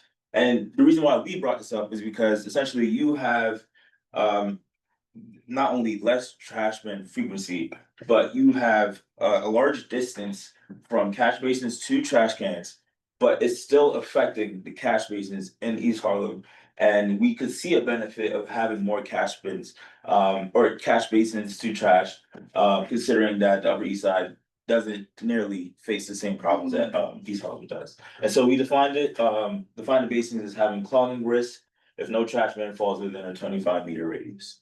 And so as you can see, I was get into a little bit more. So like along the East River, you see that a lot of these catch basins are very much so flood risk, being that they're so close to coastal region. As you go inland, there's not so much. But yeah, there's really a lot of discrepancy that we're bringing out with the data. That's it. All right. Well, he buys it. Well, I see the data, I'm like, yes, Park Avenue has an issue, and then the industrial area on the upper east side portion of the district has issues, because it's not, well, I mean, like, you'll have development in that area coming along, so maybe, as more pedestrians are in place there, there'll be a lot more caches, but you can see that, like, where the FDR and like the entrances come into the area. Yeah. You see a lot of it, so it makes sense. Very much evident. Thank you. Yeah, so on to the next one. We have the flood frequency. So this is kind of like a flow map showing like, okay, if flooding were to accumulate or rainfall were to accumulate in a certain area, how will it look amongst those that are at risk of clogging? And clearly we can see along this, I believe, Park Ave is this Park Ave? No, this is definitely. Yeah. I was born and raised in New York, by the way. But you see the increased risk amongst there, and we also see the increased risk in areas such as right here. I believe this is 116. And then in these areas where we definitely don't want increased rainfall of water to be anywhere noted near those basins. So if we move on to the next slide. Well, Charlotte, is there anything that I missed or anything you want to No, add? I mean, yeah, you're doing a great job. Yeah. So this figure is showing the different scenarios that I mentioned earlier. So there's 4 different scenarios. So there's the first 2 are current. So there's kind of a more mild storm and then a severe flood event current conditions. And then the last 2 where you see a lot more water is projected flood risk with sea level rise. And also something you can point out, and I can't see you all like pointing at the screen, so I wasn't sure where you were pointing, but something I want to note is you can see really the river or the creek that Harlem was built on, 1/10. I know that that's already an issue with the flooding, but there's a lot of red clustering right on top of where that creek is and where that inland flooding really happens. And it's definitely a huge risk there for these cloudburst events, which are these high intensity short bursts of rain that cause flooding inland. And so that there's a lot of overlay there with these high risk clogged basins. Do you want me to go to the next slide? Yeah, thank you. Yeah. I'm happy to start Yeah. off. Okay. So our idea was that if New York City can forecast storms, it can also forecast where drainage will fail and prevent flooding by treating sanitation and stormwater management as one connected system. So kind of the ethos of our project and what we kind of hope that comes out of our project. So these visualizations that we produce and this kind of prototype logic, we hope can support decision making down the line. You could think of these as preliminary priority maps for pre-storm actions. So this can help identify which catch basins should be cleared first before a storm event, especially in these flood-prone blocks. We're also thinking that it could maybe pave a way for a program that's similar to Adopt a Catch Basin to kind of keep attention on these high clog risk basins and have people kind of pitch in to keep them clear. Likewise, we really do hope these results can help push for more litter baskets and more attention with sanitation services that are deserved from the Department of Sanitation in New York. So we're really hoping that this can help spur accountability and also action on the part of DSNY. Really wish Department of Sanitation was here to hear this, but Interesting. yeah, but like Charlotte explained, the Adopt a Catch Basin is a neighborhood program already existing in East Brooklyn. So this is possible for New York and it's definitely possible for East Harlem. So we consolidated our project and kind of this presentation into an ArcGIS story map. If anyone's familiar with that format, it's kind of just like a website that is our maps are hosted in and some text about the project. The QR code will take you to the link if you are interested in referring back to what we talked about in terms of our methods and results, as well as the maps. You're more than welcome to, and if you wanted to share that out. We just wanted to give you the opportunity if you wanted to use this in data and these visualizations down the line. We're happy to do that and also happy to continue this conversation with you all about this project and where it can go from here. I don't know, Raheem, if you have anything else you want to say before we yeah. Let's make Harlem, one of those climate frontier cities that we could really get over this flooding issue. But yeah, I believe in it. Yeah. So thank you so much, everyone. Really excited to be here today with you all.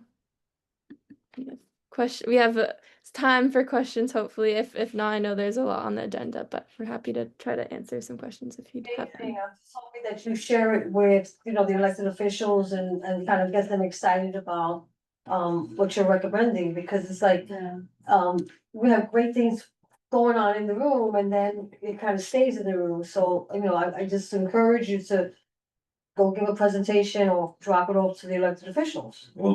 Will do. I try to use my connections if I could. But being a scheduler for elected official, I don't really get to be in as many rooms, but definitely with a project like this, I definitely would try to push it. Yeah. We can help make it. Quick question. A couple of days ago, the mayor announced the replacement of the catch basins throughout the whole city. Do you think that is gonna help help with the issue? Or do you think the issue is more so the trash cans need to be closer to these catch basins? Yeah, so I wish I knew more about that, about the mayor saying that, but as far as it comes to the basins, I think we wanted people to be more aware of them, to report them. But the issue is still the trash. The trash needs to be collected, the trash needs to be uplifted. And if people of the community are witnessing or seeing that, oh, there's trash in front of this catch basin, they could easily be like, okay, which number of catch basin this is, 301? This one or this basin is highly, clogged. We need it, especially with certain rainfall coming in a few days. I think that's where the issue lies, but I think having the basins or bringing attention to basins will make people more aware of that. It's funny enough, because on Sunday, I literally took this picture, 116th and Lexington. Yeah. Of the basin, but it's ironic because the trash can is right next to it as well. So, but yeah. What about that scenario? I mean, that's, you reported it, part of it, yeah, you reported. Like you took, did you report? The 301? Yes. That's what you do in that scenario. Could you come up with a number? Russell is, What a number?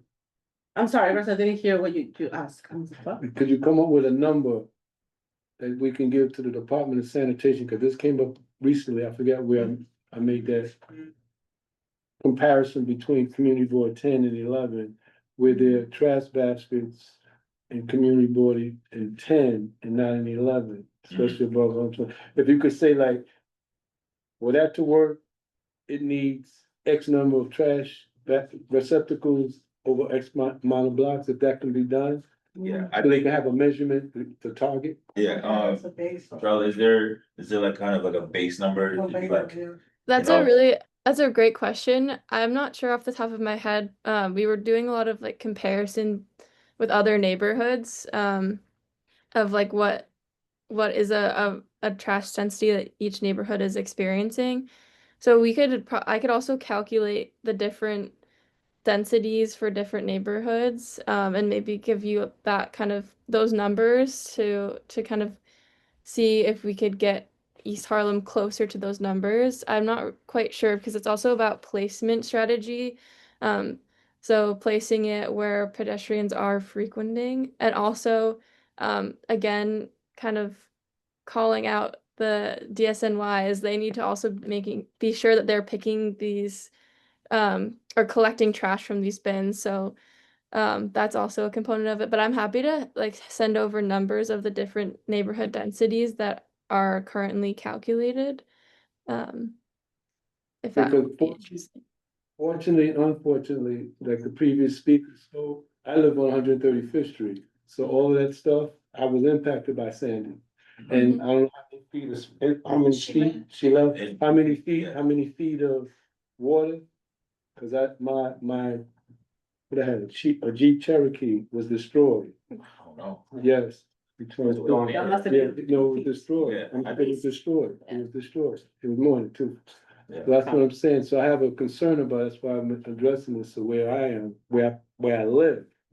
Every time it rains, I feel, And closer to the water? I was between Madison and Fifth Avenue. That river came off almost to Fifth Avenue. Wow. I'm ready to drown my cars. I mean, drown all the cars. And even in Esplanade Garden, which is in 10, they had videos out of, in their garage, how the cars were floating. Yeah. Well, we could definitely get numbers for you, Okay, just to help with the project. Yeah. I'm not sure if, yeah. Yeah, I have a question. Alright, the ones that you're projecting, right? Did you compare it with, like, for example, NOAA? Which is like showing the actual, like what's happening? Oh, is that a data set? Yeah, the data with the flooding. Yeah, over your I don't city. think we used NOAA. I think part of it was, I think we were just like using public records, or a lot of times people were like directing us to like NYC Gov sites. So I don't think we came across NOAA actually. Charlotte, is there? No, so And- the flooding maps that we were using was created by the New York City government, but I believe that they did use NOAA data to do that. We also the flood maps that we were looking at were more storm water flood maps, so less about flooding from hurricanes or sea level rise, although those factors are going to increase vulnerability of flooding from just stormwater, or if you think about like those cloudbursts that I mentioned.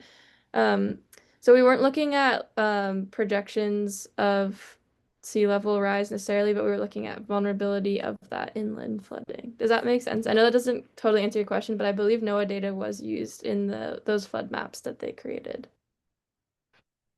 Great, thank you. And one more thing, I was just very curious to see that map with the Sand Marsh and the Harlem Creek. And I was wondering if, based on your research, you guys, if that was kind of like coincidence or on purpose, that this is like one of the most poor neighborhood yet is built on the foundation of sand. I You know, think, is there Story of anything- America. yeah, historical legacies. It's so interesting. It's like, Yeah. I was looking at that map, I'm like, huh. Yeah, I would say historical legacy definitely play a part, especially with an area that has been facing climate risk for a while. I don't think it's just by incident or accident. I think sometimes when we look deeper and like, especially with like red line neighborhoods, Yeah. we can see like, okay, they were stripped of resources or they weren't able to have the same resources. But I think in East Harlem's situation, I think they had resources. They were just building on top of it.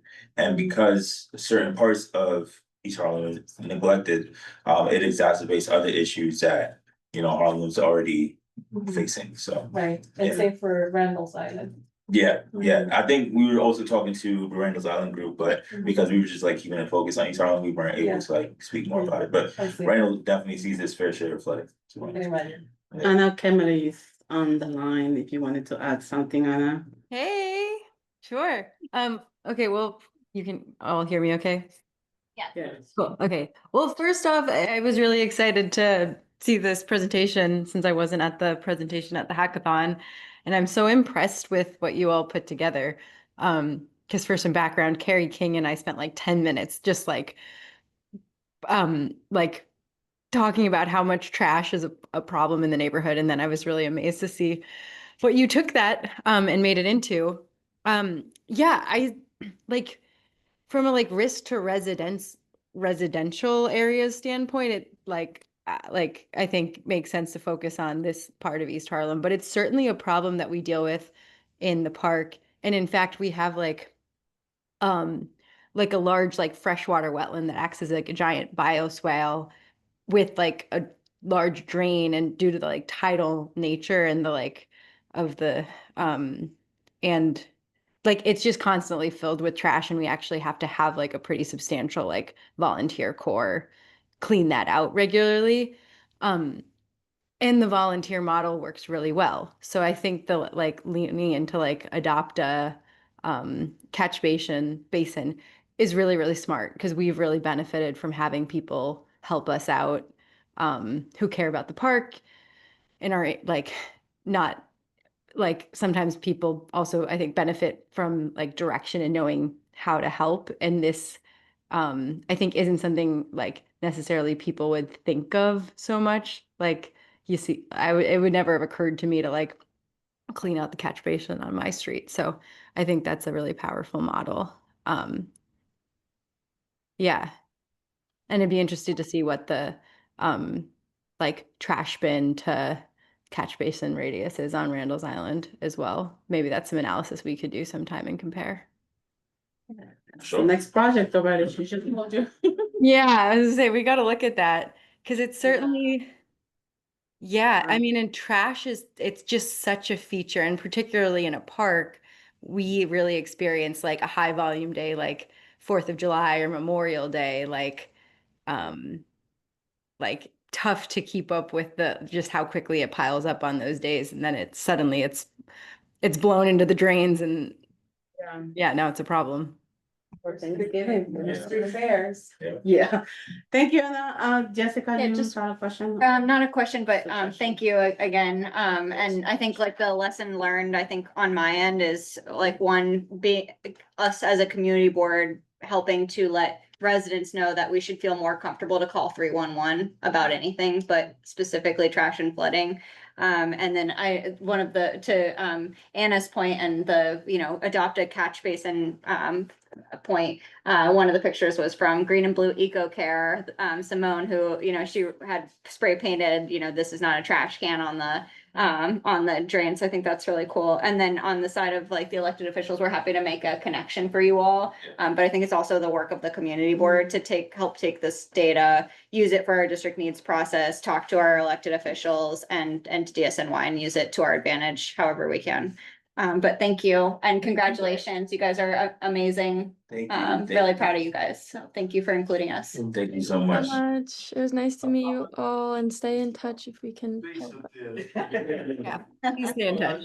Yeah. Thank you, Charlotte. Thank you, Charlotte. Nice to see you. Okay, we are moving on with budget request submission form. Is there like a? Nothing, it was just added to the agenda. I don't know if,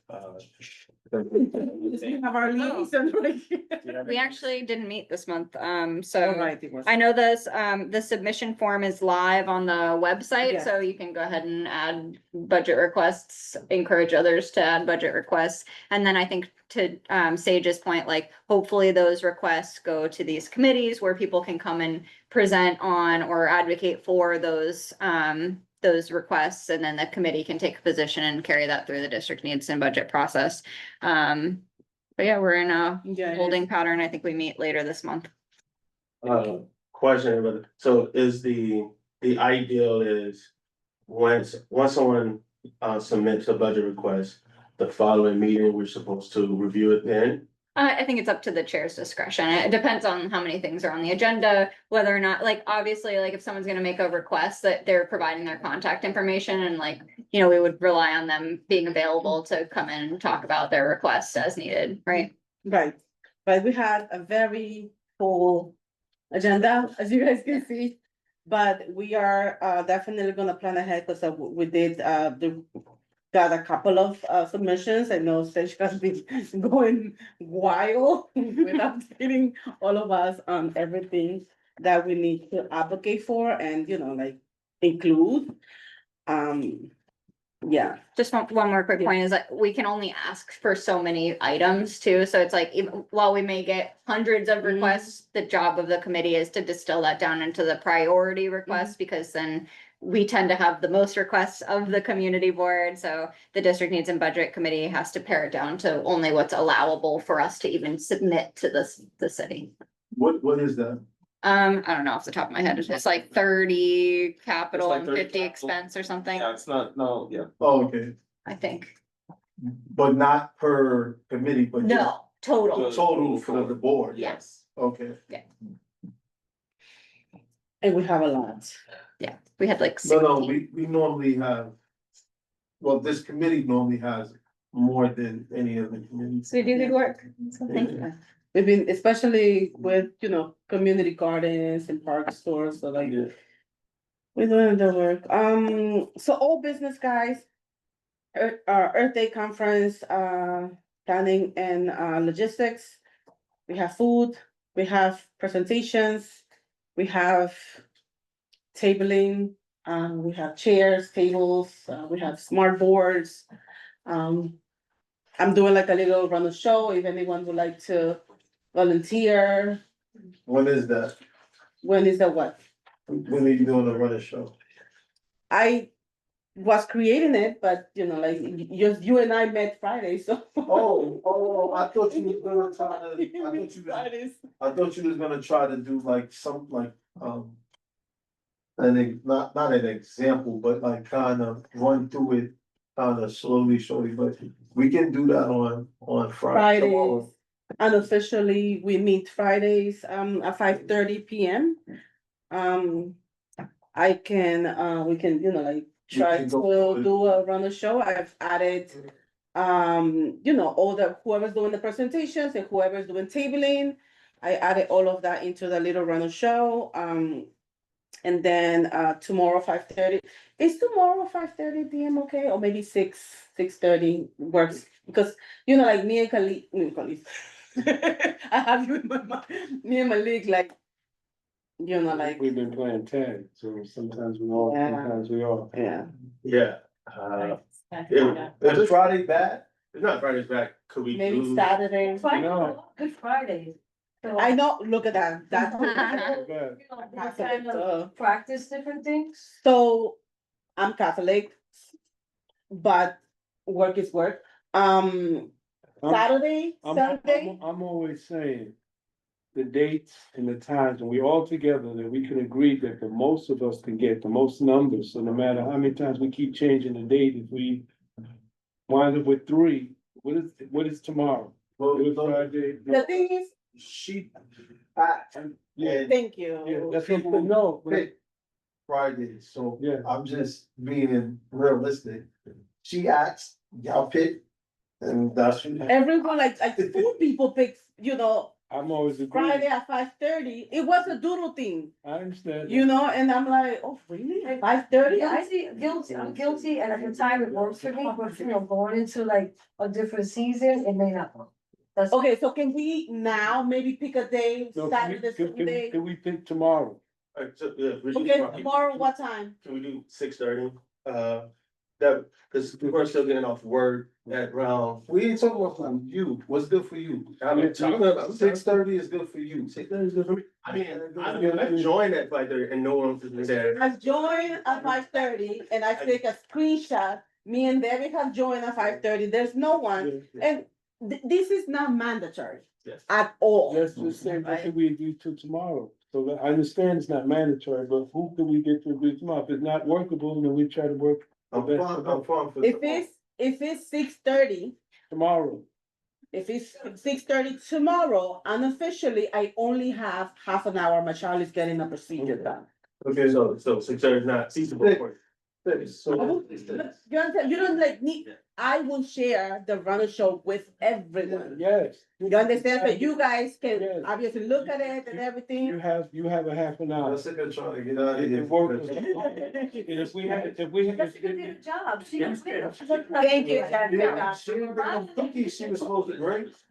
I don't know. Supposed to bring them, so. But thank you, Jessica. What I'm saying is, you have a half an hour. But if we could have more, if we have more time You after can that. Yeah, continue. that's what I'm saying. The more You time- guys are definitely We- continue, add, change. As the time that we have for each other. Okay, so tomorrow, settled. Tomorrow, 6:30 PM, You started, it's gonna be, and it could be finished, On at or it could go. 6:25. We have, based on the input. Because every time that I join, I do take a screenshot. I'm like, Debbie, do you see anyone? She's like, no. But it's okay to no one's fault, right? We're gonna be, continue working. And are you gonna send an email out tomorrow? Yes. With the link and everything? Of course. Okay. I mean, the link is the same, So- but I'm gonna change maybe like the time and resend it to everyone, so everyone have it on the top of your emails. Okay, moving on. Community garden tours, planning and logistics, I believe. Cynthia, there we go. We have Cynthia, guys. Let's pay attention to Cynthia. I am here, although my video, let me see if it turns on, although I'll mostly be sharing my screen. Hi, everyone. Yes, we see you. All right, excited to see you all again. I know we didn't do it last year, and it's like every other year, so excited to do the community garden tours again.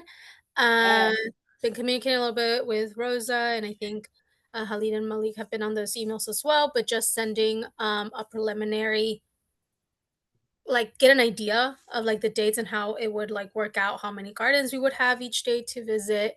So I did do, I know I sent you guys like an Excel spreadsheet with like a preliminary thing, but I did do a very small like 2 slideshow. Yeah, there it is. 2 like a slideshow with 2 slides, just so that kind of everything that I was talking about is maybe more visually Yes, please accessible. share it. Please share So it. Yes. yeah, I'll do that.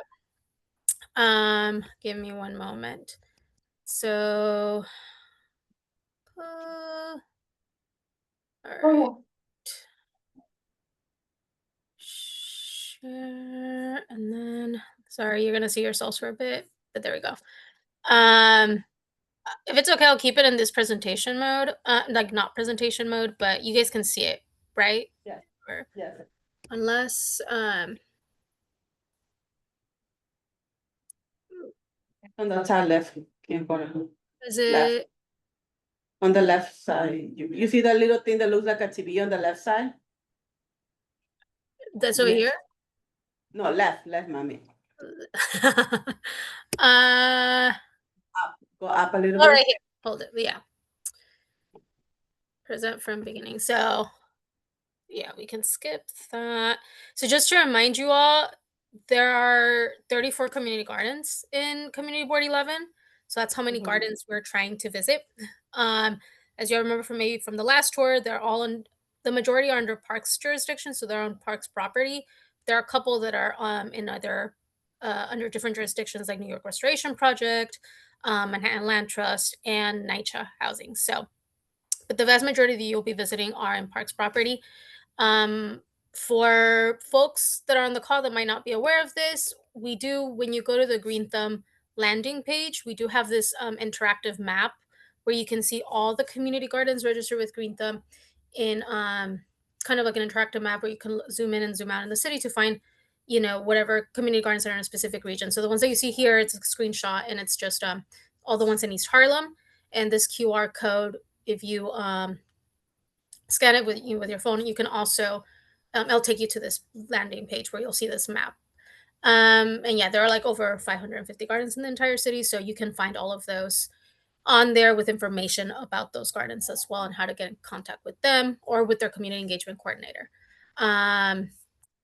But so just a reminder, there's 34 gardens, and this is what we've been kind of emailing a little bit about, is how to schedule those 10 gardens, like those 34 gardens, right?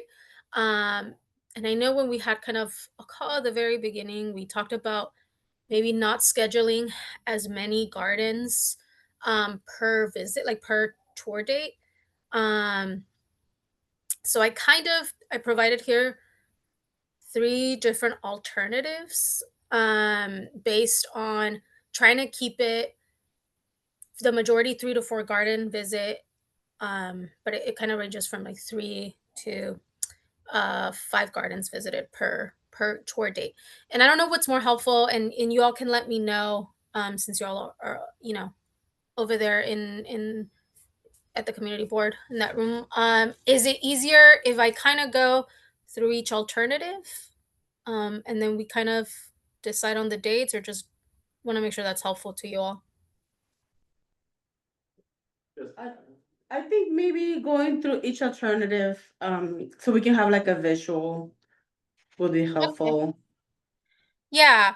So when we originally met, just the very beginning preliminary talks, earlier this year, um, we thought about starting, if we remember earlier, so May 30th, and that's fine. And then and kind of trying to keep it every other Saturday. So I'm assuming, Rosa, the dates the 8 dates that you sent me in that email, I'm assuming was because of that. Um, so an alternative one, um, I added 2 additional dates to the ones that you sent me. Um, and that would be to keep the majority of the days, like the majority of the days we're visiting 3 gardens. So on 6 of those dates, we'd visit 3 gardens, and then on 4 of those dates, we'd visit 4 gardens. Because you all mentioned too, like wanting to spend a little bit more time at the garden so that it didn't, like last time, I think it felt maybe a little bit too rushed that we're trying to get to the next garden. Um, we did probably, like, I think it was like range from 5 to 7 gardens per visit last time. This time it would be in this alternative, on average 3 gardens with 4 dates having 4 gardens, and it would be on the days that we only have 3 gardens, it would be 2 hours long with 40 minutes at each garden, but this includes travel time, so like getting from one garden to the next. And then so that's to increase a little bit the time that you guys get to spend at the garden, maybe actually like enjoy it a little bit more. And then on the days where it's 4 gardens, we do 35 minutes at each garden, including travel time, from one garden to the next, so that it doesn't increase the time of the tour too much. So it goes from 2 hours to 2.5 on those dates, but you still get like, you probably get like a solid 30 minutes of the garden. Most of the walking distance is maybe 5 minutes. There are a few gardens that are a little bit more like outliers. They're outside of the clusters. Those could take up to 10 minutes, but it's not the majority. And the way like I clustered them in that Excel sheet, it's obviously trying to keep them like the closest to each other, and doing the clusters like that. So that's one alternative. The dates that I propose being added to the original dates that you sent me, Rosa, it's the 2 in red. So the reason I added the weekend of June 6th, and it could be June 6th or June 7th, which is Saturday or Sunday, it's because that's when we do Green Thumb's annual Open Garden NYC, which is a weekend where we really like encourage and try to help out the gardens to like open up the gardens and either so the public can come in and visit, or they can host an event, maybe some like arts and crafts. Some gardeners do cooking and stuff like that to like invite the community. So they have different types of ways of welcoming the community, but that'd be a good weekend for you all to be visiting gardens. And even maybe there are other gardens that you might want to visit that are outside of those tour dates, but it's just a good weekend to see kind of gardens in action, and engaging the community. So that's one edition. And the other edition was August 29th.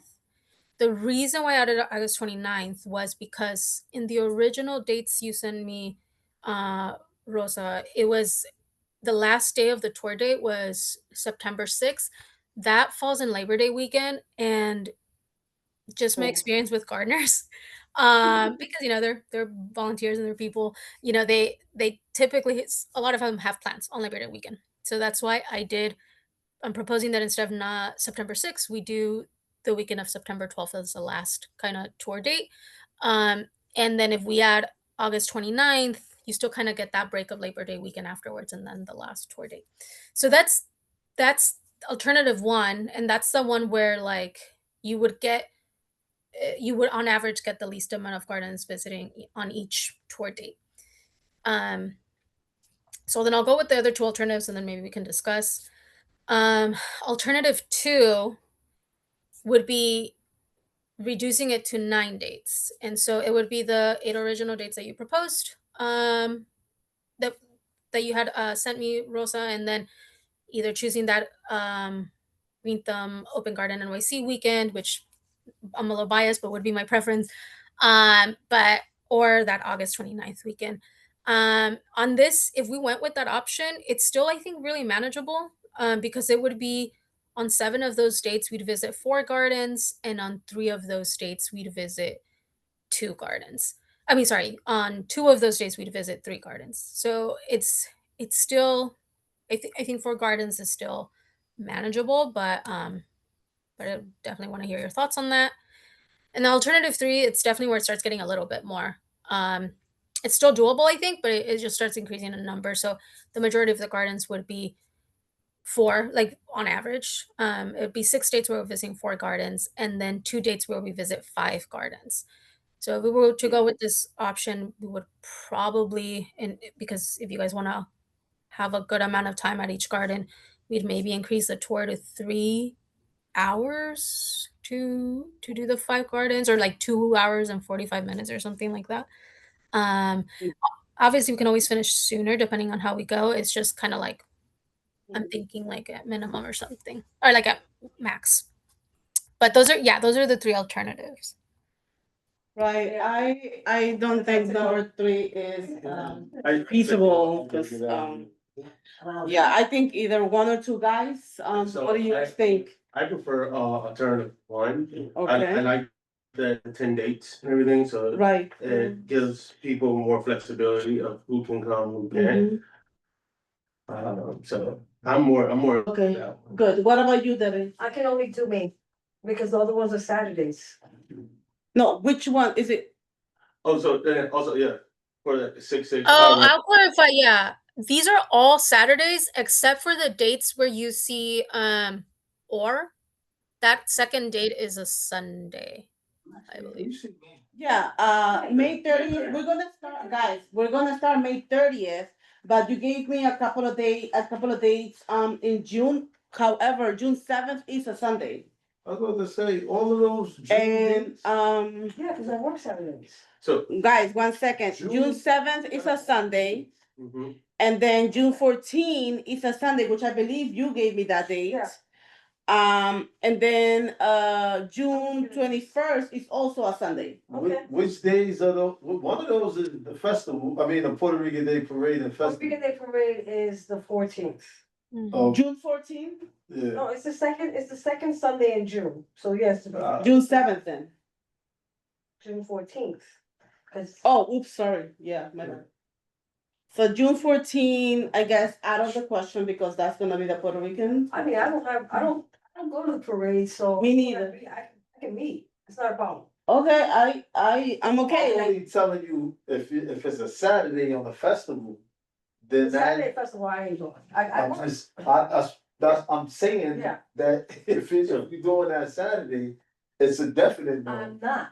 I'm doing I'm Sunday. not saying you, I'm saying the committee. Right, so we are picking only one, either the Saturday or the Sunday, and for her preference, she prefers on a Sunday. So I guess we're gonna keep June 14 and delete June 13. Okay. So, but to Malik's point though, like that weekend at 6/13, 6/14, right? Will the gardens even be open? Because let's just say, Right. that's what I'm saying, like they may not, like even though they're supposed to be open, but similar to like Labor Day with their plans, is it possible for those 4 parks that we're supposed to do on that Right, the weekend? gardens. Those gardens, I thank you. yeah. Uh, Sorry, I don't mean to interrupt, but also yeah. Go right ahead, I'm sorry. I was gonna say for June 14th, that one's been a little bit more hit or miss because I also June 14th is when it happens in East Harlem, right? Not the one that happens farther downtown. No, Right the here. Sunday is Okay. downtown, the 13th is in East Hall. Oh, I see. So what I've heard from gardeners is I don't know, it's been actually with that one a little bit more likely that we'll see some gardeners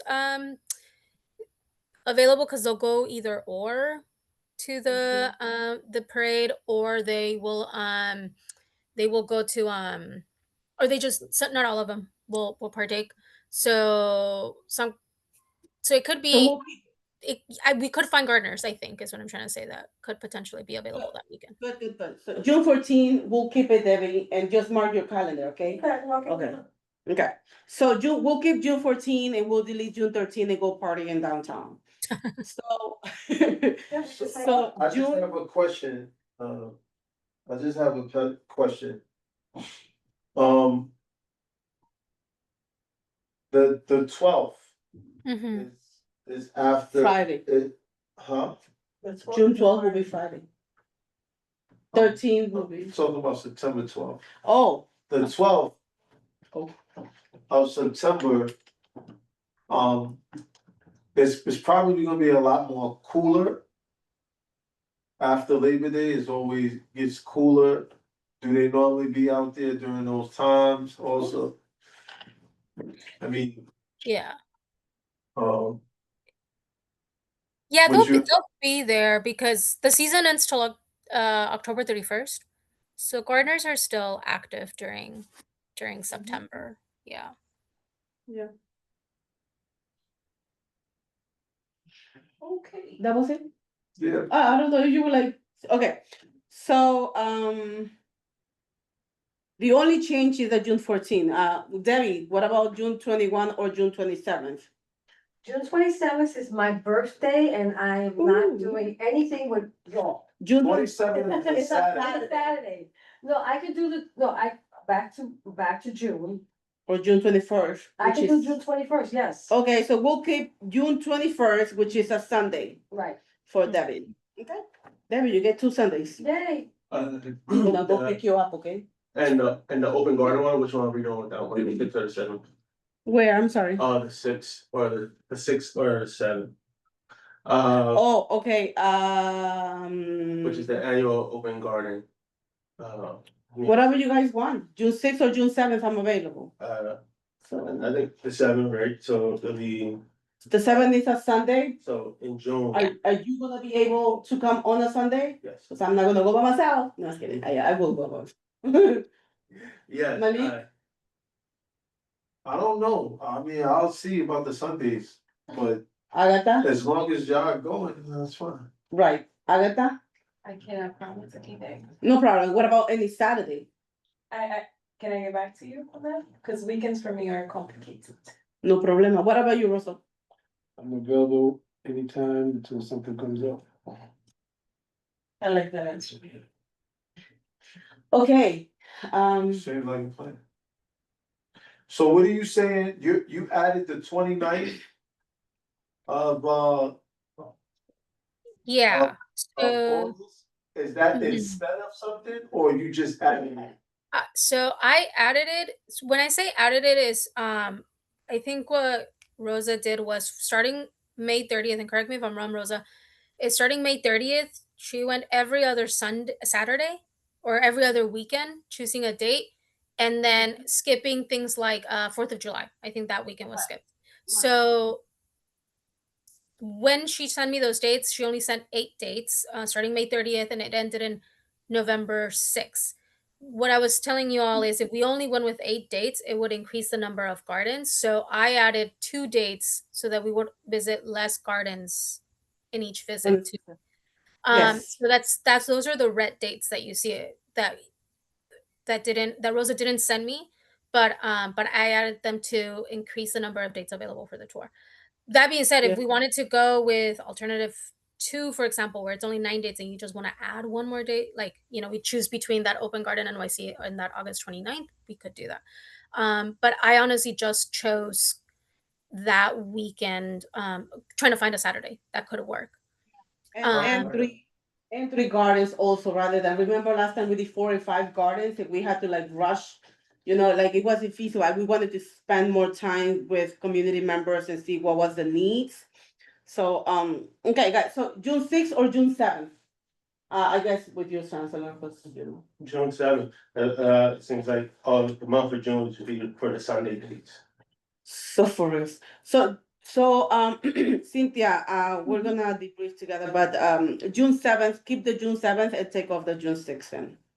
Okay. Just wanted to flag, and this might not be an issue to anyone, but that June 7, June 13th, June 21, those are all back to back. Just back to back weekends too. I don't know if anyone needs to keep that in mind, but just letting y'all know. Yeah, but we're picking, Cynthia, just in case, we're picking June 14 and not June 13. Yeah, but yeah. No, I got those dates. I'm just saying like the weekends that we're doing it. So for example, we wouldn't be skipping every other weekend at that point. Those are back to back weekends. But I mean, it's fine. I'm fine with it. Just wanted to flag it in case. Thank you. Okay, and the 12th, yeah. Okay. So And we'll end on September 12th. So, question, since the first 4 weeks are in a row, and then you're doing 2 weeks off, and then you're going back again, right? That's correct, right? Yeah, because you all chose 6/27 over 6/21. Yeah, June 27. We could do June 28th too. That's another option. I don't know if that's an option for people, but yeah, if you wanted to not have them be back to back so much. So maybe no, just leave, like I would like to take like that weekend off and just go somewhere. Cause that will be like, the kids are coming out of school that June 26th. So, you know what I mean? So. That's fine, I'm just. Well, I'm thinking ahead about my kids getting like some vacation time, cause they don't get to see mommy. Okay, we are settling down on these dates, everyone. I already did like a little, I'm planning to do the little drafting, whatever, and then we can, Well, Cynthia, can you just do the run, like, could you, cause she was, like she did the last time, just put what parts are we doing? I mean, what Yeah. part, and put it in the order of visiting those gardens. Specific dates, right? Yeah, I'll put that and I'll stop sharing. If it's okay, I'll stop sharing this one. We're okay with doing like 10 to 2 then? I mean, sorry, 10 to 12. That's fine, or is that too early for? I also just figured because it starts getting hotter, so I figured 10 to 12, but I don't know. Debbie, on the Sundays, 10 a.m. is good or 11 a.m. is good? 11, either or. Oh, okay, so we'll keep it at 10, so we can have a little more time. So, okay, 10 a.m. and then, you give us a little run of community gardens show, and then we'll do the flyer. So we can, give it to, the community so they can join us if anything, hopefully. And then Yeah. remember we discussed a little, something at the last garden on September 12th, maybe? Yeah, that's something we can kind of like we did last time, that gathering. We can yeah, let me check with what garden it is. And we could potentially do something there. Okay. I was gonna say in terms of I think you can see me now, maybe. Oh no, you can't. Yeah. Yeah. In terms of advertisement, like promoting it and like doing a flyer, because I think you saw this the Excel sheet that I sent you, Rosa, and I think you have it with you there. Um, with gardeners, it just takes a little bit of time just to make sure that everything works. So I don't know how you guys want to promote this. If it's from the very beginning, these are all the gardens we're visiting on every single time we're visiting, or it's more like every month you're putting out like a flyer that says like these are the gardens we're visiting this month or something like that. So, what we've done in the past is putting Both. the actual gardens, locations, dates and times in the flyer, so we can share it with with our community like ASAP. Yeah. So then I whenever would, yeah. Just let me know so I can input the information and we can blast it out. Okay. Then I would say I don't know what the deadline is right now and or what the plan was, but I would still need to like confirm with all of the gardeners. So if it's possible, you know, in a week or two, if that's okay. No too. problem. I was gonna say end of April, but I know, you know what? No. I'll take that back. Let's do end of April. I feel like a month in advance is good amount to tell people about. Yeah, and So they one don't month forget. more than enough because we'll put it out in gardens, we'll put it out to every different platforms. Yeah. Yeah, thank you, Cynthia, for all your help. And then we'll have a little a debrief just in case if anything, if there's any type of inconvenience or anything. But thank you so much for everything, for all Yeah. your help. And of course, please maybe join us and bring some seeds. Yeah, I'll do that. Last time. Okay. And new business, guys, new business. No, okay. New business. Roll call. Thank you so much. Yay. Fernando Alvarez, Your height. Yes. Rosa Diaz, Present. Chancellor Grant, President.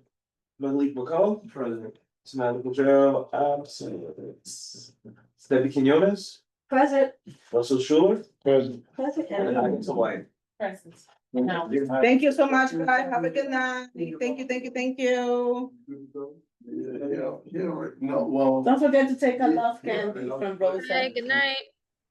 Good night. Thank you. One second.